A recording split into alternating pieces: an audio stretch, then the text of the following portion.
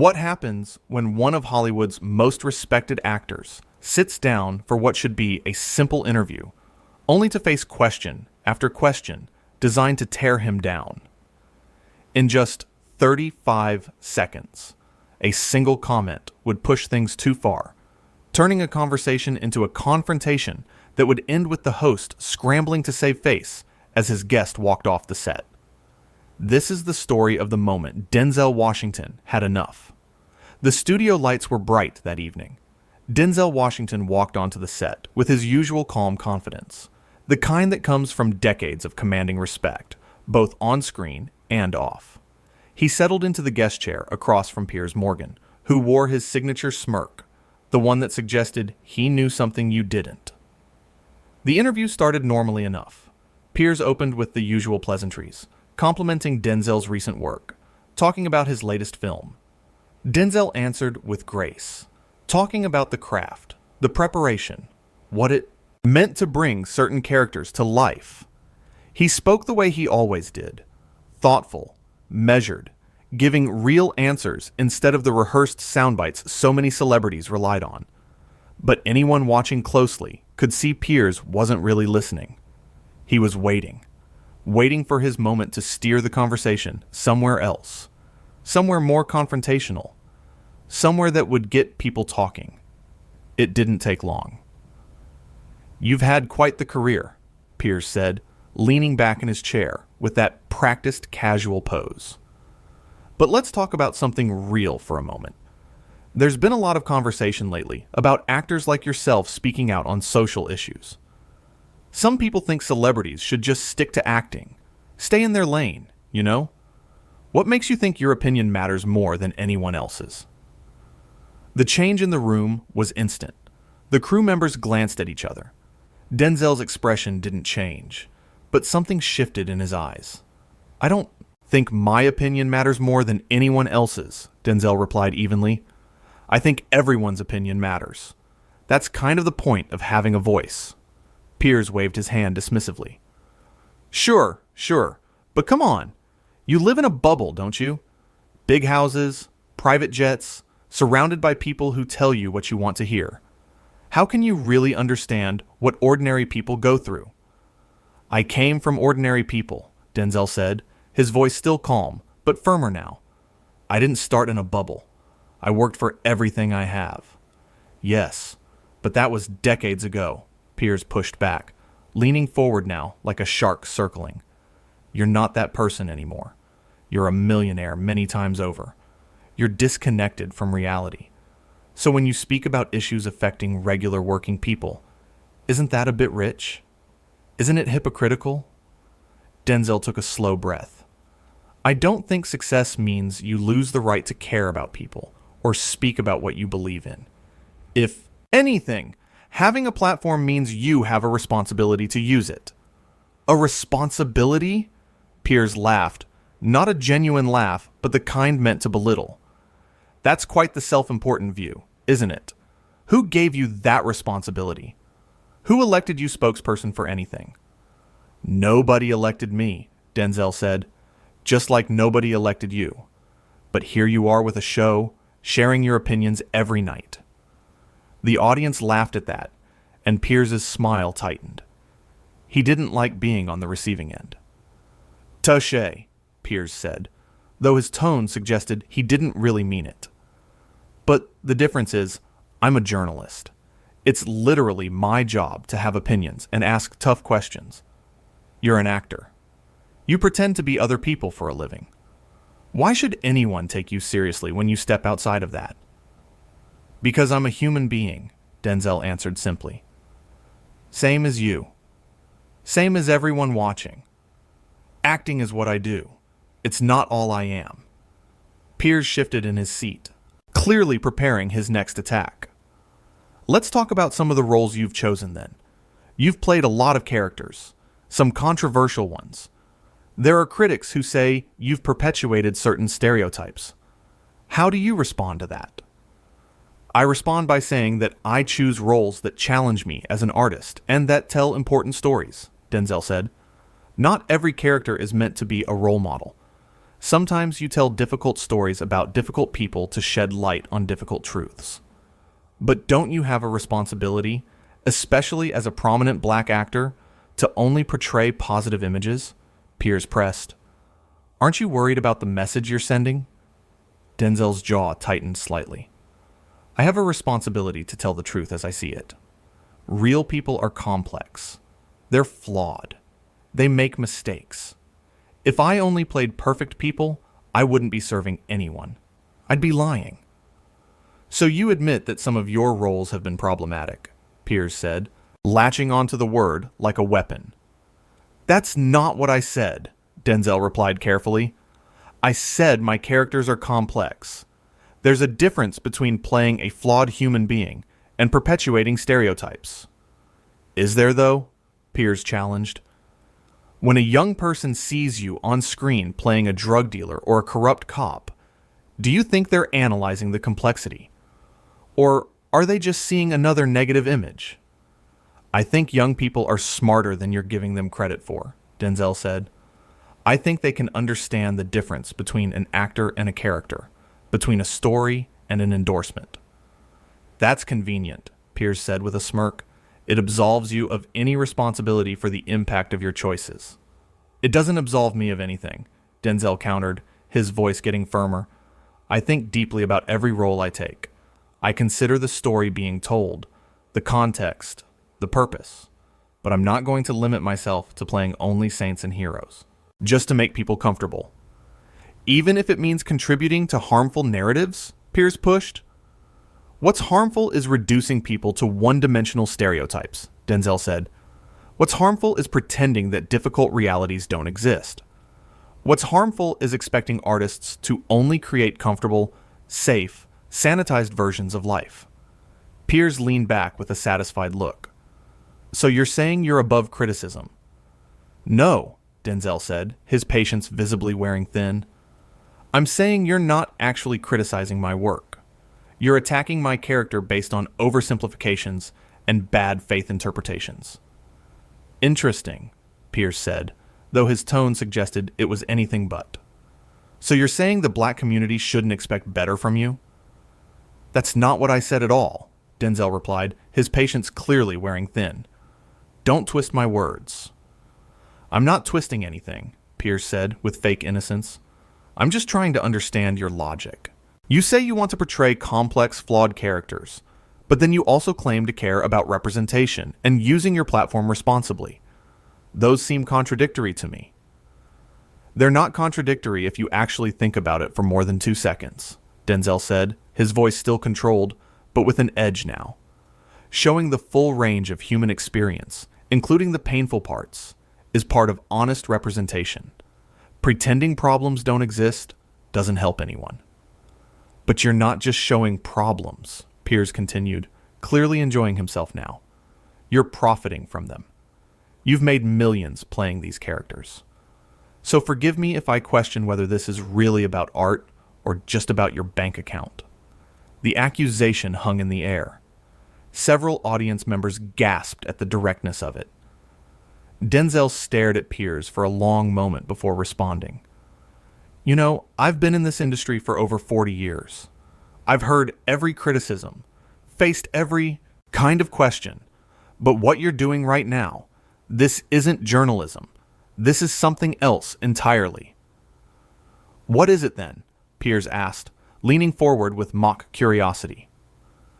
It's an attempt to diminish me, Denzel said plainly. You're not interested in my actual thoughts or motivations. You're looking for gotcha moments. You're trying to paint me as greedy or irresponsible or hypocritical, and you're doing it by misrepresenting everything I say. Piers smirked, sensing he was getting under Denzel's skin. You seem defensive. I'm not defensive, Denzel said. I'm just wondering when this interview became an interrogation. It's called journalism, Piers shot back. I ask hard questions.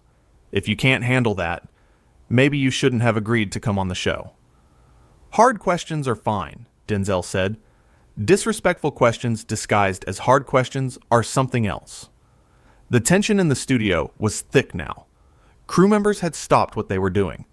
The audience sat in uncomfortable silence. Disrespectful?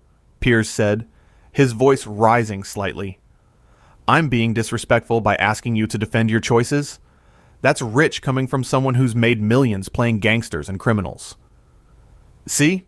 There it is again, Denzel said, shaking his head. You're not interested in a conversation. You're interested in tearing me down. I'm interested in the truth, Piers insisted. And the truth is, you actors love to preach from your high horses, but you don't like it when someone challenges you. You want everyone to applaud and agree, but real discourse means being willing to defend your positions. I've been defending my positions, Denzel said, his voice getting louder now. But you're not listening. You've already decided what you think, and you're just looking for ways to make me look bad. That's not true, Piers said, but his smile said otherwise. It is true, Denzel countered. Every question you've asked has had an edge to it, an assumption built in. You're not curious. You're hostile. If you can't tell the difference between tough questioning and hostility, that says more about you than it does about me, Piers said with a dismissive wave. Denzel stared at him for a long moment. You know what? I've done hundreds of interviews in my career. I've sat with journalists who actually wanted to have meaningful conversations, who asked tough questions with respect, who challenged me in ways that made me think. This isn't that. Well, I'm sorry if I'm not fawning over you like everyone else does, Piers said sarcastically. I don't need anyone to fawn over me, Denzel replied, but I do expect basic respect, and you've shown none. Piers laughed, that same condescending laugh. Oh, come on. You're being oversensitive. This is how interviews work in the real world, not in your Hollywood bubble where everyone kisses your feet. There you go again, Denzel said, his voice sharp now. Another insult. You can't help yourself, can you? It's not an insult. It's an observation, Piers said. You're used to being treated like royalty. Someone treats you like a normal person, asks you normal questions, and you can't handle it. These aren't normal questions, Denzel said, standing up now. And you're not treating me like a normal person. You're treating me like a target. The audience gasped. Piers looked momentarily thrown, but recovered quickly. Sit down, Denzel, he said, trying to sound authoritative. We're in the middle of an interview. No, Denzel said simply. We're done. You're going to walk out? Piers asked, his voice dripping with disbelief and something that sounded almost like panic. Really? Because I asked you a few challenging questions? You didn't ask challenging questions, Denzel said, already reaching for his microphone to remove it. You insulted me repeatedly, questioned my integrity, twisted my words, and showed complete disrespect. I don't have to sit here and take that from anyone. I don't care who you are or what show this is. Piers stood up too, realizing this was actually happening. This is unbelievable. You're proving my point exactly. You can't handle criticism. You can't handle real conversation. This wasn't conversation, Denzel said, pulling off his microphone and setting it on the chair. This was you trying to make yourself look smart by making me look stupid, and I'm not playing that game. So you're just going to run away? Piers challenged, his voice getting louder, more desperate. That's your response when things get a little uncomfortable? Denzel turned to face him fully, and for a moment, everyone in the studio held their breath. Let me tell you something, Denzel said, his voice quiet, but carrying more weight than all of Piers's shouting. I've faced real challenges in my life. I've dealt with real adversity. I've had real conversations with people who disagreed with me, who challenged me, who made me think differently. You're just a bully with a microphone, and I don't waste my time with bullies. Piers's face flushed red. How dare you? I am a respected journalist with decades of experience. Then act like it, Denzel said.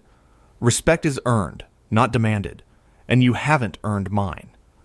You can't just leave, Piers said, and now he sounded almost pleading. We have more to discuss. No, we don't, Denzel said. We never did. You didn't want a discussion. You wanted a spectacle. You wanted to provoke me so you could get a reaction, get some headlines, get some attention. Well, congratulations.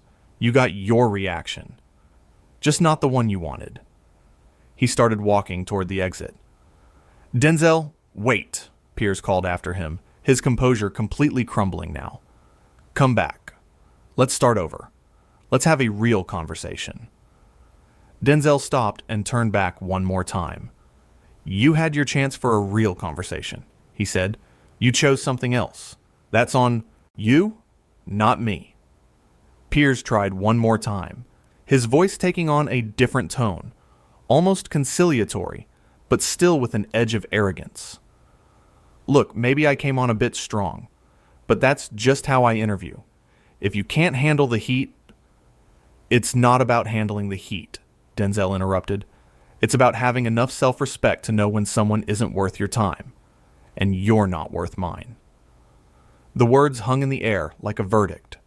Piers opened his mouth to respond, but nothing came out. For once, the man who always had something to say was speechless. Denzel didn't wait for a response. He nodded to the crew, people who'd been nothing but professional to him, and walked off the set. The sound of his footsteps echoed in the silent studio. For a few seconds, nobody moved. Piers stood there, his face cycling through emotions, anger, embarrassment, disbelief. The cameras were still rolling, capturing every moment of his humiliation. Finally, he turned back to the camera, trying to regain some composure. Well, he said, his voice not quite steady. I suppose some people just can't handle honest journalism. But even as he said it, you could see it in his eyes. He knew. Everyone knew. This wasn't about honest journalism. This had never been about that. A producer rushed onto the set, whispering urgently in Piers's ear. He waved them away irritably. We'll take a quick break, he announced to the audience, his smile forced and tight. But there was no recovering from this.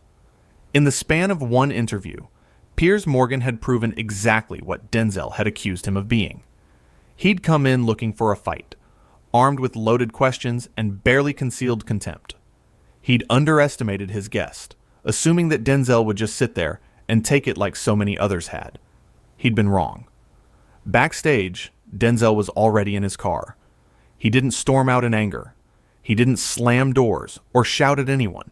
He simply left with the same dignity he'd carried into the studio. Because that's who he was. Someone who knew his worth, who understood that you don't have to engage with everyone who wants to tear you down. Back in the studio, Piers was trying to explain to his producers what had happened, trying to spin it in his favor. But the footage didn't lie. Anyone watching could see exactly what had transpired. They could see a host more interested in confrontation than conversation. They could see a man so desperate to prove himself superior that he'd insulted and belittled one of the most respected actors of his generation. And they could see the moment it all backfired. The beauty of it was in Denzel's restraint. He could have shouted. He could have cursed. He could have matched Piers's aggression with his own, but he didn't need to. He simply stated his truth, stood up, and left. Sometimes the most powerful thing you can do is refuse to participate in someone else's game. Piers had wanted a viral moment. He got one. Just not the kind he'd hoped for. In the following minutes, as the crew scrambled to figure out what to do with the rest of the show's runtime, as Piers sat in his chair trying to compose himself, the full weight of what had happened began to sink in. He'd pushed too hard. He'd mistaken arrogance for confidence, aggression for insight. He'd thought he could treat Denzel Washington the way he'd treated countless other guests, with barely veiled contempt disguised as tough questions. He'd thought wrong.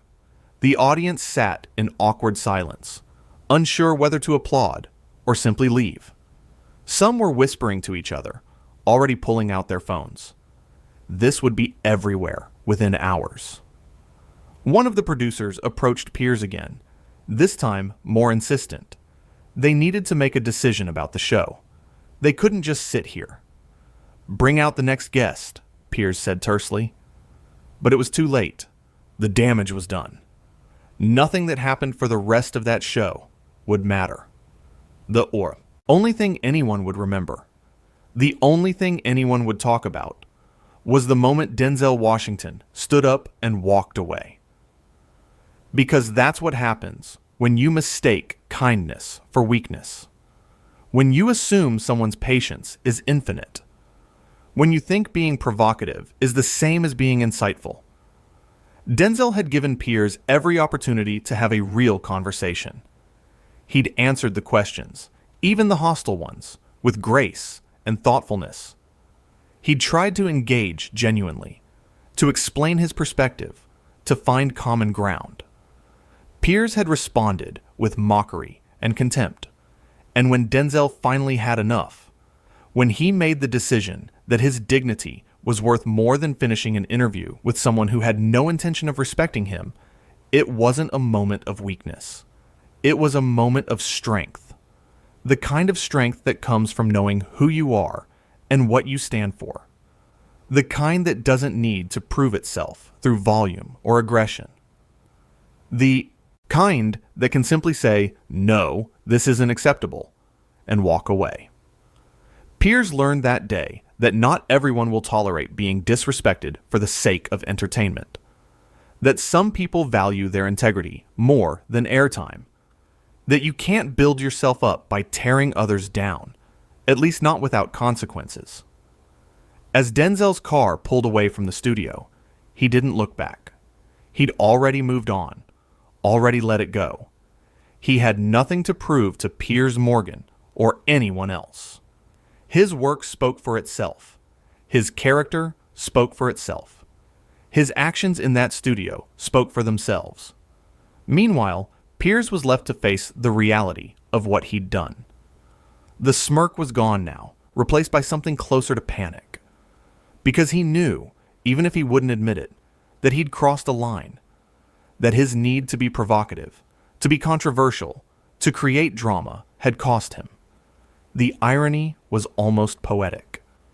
Piers had spent the entire interview trying to make Denzel look bad, trying to catch him in contradictions, trying to paint him as hypocritical or out of touch. Instead, he'd only succeeded in revealing his own character or lack thereof. Every loaded question, every dismissive comment, every insulting insinuation had backfired. They hadn't made Denzel look small. They'd made Piers look petty. And when Denzel had finally stood up, when he'd calmly and clearly called out exactly what Piers was doing, it wasn't an outburst or a loss of control. It was clarity. It was honesty. It was someone refusing to be complicit in their own disrespect. That's what Piers didn't understand. He thought the interview was a battle to be won, a game where he could score points by getting under Denzel's skin. He didn't realize that Denzel wasn't playing a game at all. He was simply being himself, answering honestly, engaging authentically. Until it became clear that authenticity wasn't welcome, that this wasn't a conversation between two people trying to understand each other. It was an ambush, a setup, a trap. And Denzel did what any intelligent person would do when they realize they've walked into a trap. He walked back out. The studio crew, who'd worked with both men that day, would later share their own observations. How Denzel had been nothing but kind to everyone he met. How he'd thanked the makeup artist, chatted with the stagehands, treated everyone with the same courtesy regardless of their position. How Piers, by contrast, had been dismissive of his own staff, barking orders, complaining about everything from the lighting to the temperature to the coffee. It painted a picture, and it wasn't the picture Piers wanted anyone to see. But that's the thing about character. It reveals itself in the small moments, the unguarded interactions, the way you treat people when you think no one important is watching. Denzel's character had been evident to everyone in that studio long before the interview started. Piers's had too. The confrontation itself, as dramatic as it was was really just the culmination of two very different approaches to life. Denzel believed in respect, in dignity, in treating people as equals regardless of status or fame. Piers believed in hierarchy, in dominance, in using whatever means necessary to maintain his position at the top. One of those approaches is sustainable. The other inevitably leads to moments like this, where the house of cards collapses and everyone can see what it was built on. As the studio cleared out that night, as the crew packed up equipment, and the audience filed out still buzzing about what they'd witnessed, the contrast couldn't have been clearer. Denzel Washington had left with his dignity intact, his principles uncompromised, his reputation enhanced, if anything. He'd shown that you don't have to accept mistreatment, that walking away is sometimes the strongest choice you can make. Piers Morgan was left with a studio, a show, and the hollow victory of having provoked exactly the reaction he claimed to want. But at what cost? He'd revealed himself, not as the fearless journalist asking tough questions, but as someone more interested in conflict than truth, more invested in ego than understanding. The lesson was clear. You can have all the platforms, all the cameras, all the audience in the world, but if you use those things to belittle rather than enlighten, to demean rather than explore, to attack rather than engage, eventually someone will stand up and say, enough. And when that person is someone like Denzel Washington, someone whose integrity is beyond question, whose dignity is unshakable, whose strength comes not from aggression, but from principle, there's no spinning it. There's no explaining it away. There's only the truth of what happened, captured on camera for everyone to see. What happens when someone who spent decades earning respect meets someone who demands it without deserving it? What happens when real grace confronts false authority? What happens when a person who knows their worth